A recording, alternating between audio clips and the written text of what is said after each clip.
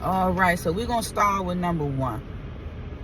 The number one way to deal with a disrespectful parent is to hold your tongue.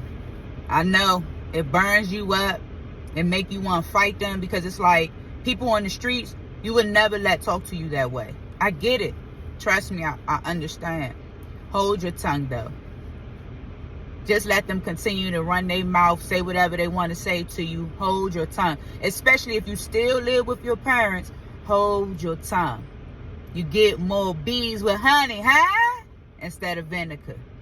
And all that just means is what? Continue to be cool, cordial, so you get what you want. Nah, hold your tongue. The next thing. If you could leave and go somewhere, go somewhere. Go take yourself out to eat.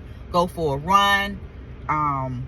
Whatever you like to do to free your mind when you're extremely upset, I advise doing that, with the exception of drugs and alcohol.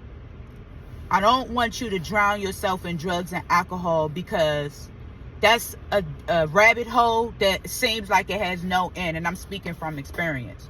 Do not go to drugs and alcohol to calm down when you're having a conflict with your parents. Don't do that. Do things that don't require drinking or any other thing that can have you in that deep rabbit hole. So if that's like going for a walk, riding your bike, playing a video game, whatever it is that helps you free your mind, I definitely want you guys to know you should do that after you hold your tongue. The third thing, plan to leave.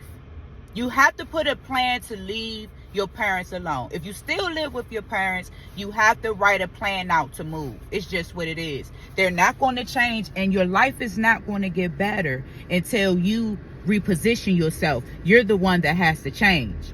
So plan to move. Plan to leave them alone. It's possible. And your life does become more exciting and more happy and more free when you cut these toxic parents off. But make you a plan. I made a plan as young as 14 years old, 13 years old. And it's because I knew that if I didn't leave, I would have never been happy at all. Things were always been flipped back on me.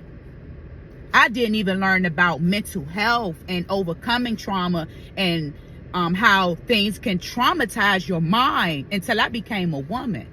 But we'll talk about that. But anyway, guys, I just wanted to give you guys 3 ways to handle disrespectful parents.